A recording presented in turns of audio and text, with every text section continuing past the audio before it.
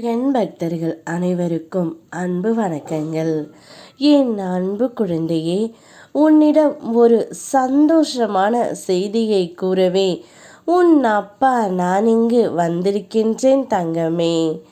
யாருடன் இணைய வேண்டும், யாருடன் வாழ வேண்டும் என்று ஆசைப்பட்டு இத்தனை நாட்களாக காத்து கொண்டு இருந்தாயோ, அவரிடமிருந்து இப்போது உனக்கு அழைப்பு வந்துவிட்டது தங்கமே. அதுவும் திருமணத்திற்கான அழைப்பு. அவர் தானாகவே வந்து நாம் திருமணம் செய்து கொள்ளலாம். இனி நம்முடைய எதிர்காலம் மிக சிறப்பாக இருக்கப் போகின்றது. இனி நடக்கவிருப்பது நல்லதாகவே இருக்கும் என்று உன்னிடம் கூறி மாங்கல்யத்தை தர வந்து கொண்டே இருக்கின்றார் தங்கமே. இத்தனை நாட்களாக நீ ஏங்கி தவித்து கொண்டு இருந்த ஒரு விஷயம் இப்பொழுது நடக்கப் போகின்றது. உனக்கு வர வேண்டிய உனக்கான உரிமையான பொருள் உன்னை தேடி வரும் நேரம் வந்து விட்டது தங்கமே.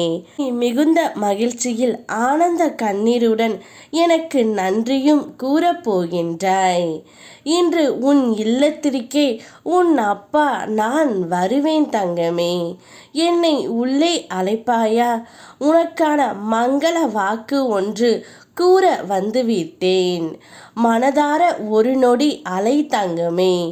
உன்னுடைய மன கோவிலில் வந்து அமர்ந்து உனக்கு எது நல்லதோ அதை நான் செய்து கொடுக்கின்றேன். வாழ்க்கையில் சில சூழ்நிலைகளை ஏற்றுக்கொள்ள முடியாத போதுதான் கவலை ஏற்படுகிறது. அதனை ஏற்றுக்கொண்டால் தீர்வு காண முடியும். எந்த சூழ்நிலையும் எதிராக நினைக்காமல் அதனை எதிர்கொண்டு சவால்களை வென்று சமாளிக்க முயல் தங்கமே. நம்பிக்கையோடு செயல்படு.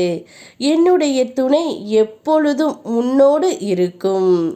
என் நல்ல ஆசிகளுடன் நீ நீண்ட காலம் செல்வ செழிப்போடும் ஆரோக்கியத்துடன் நீயும் உன் துணையும் நன்றாகவே வாழ்வீர்கள்.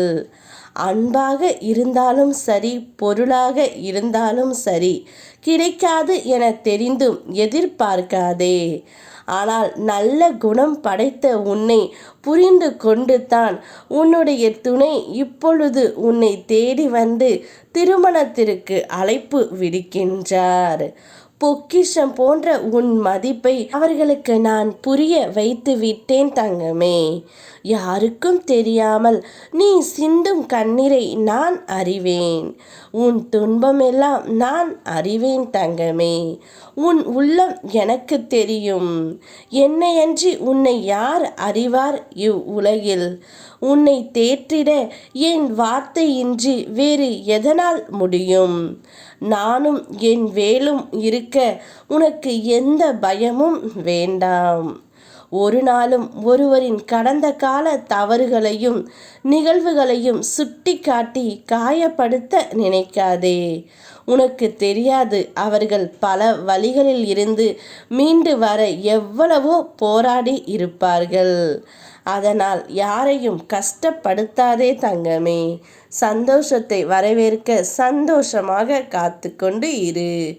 ஓம் முருகா, யாம் இருக்க பயமேன்.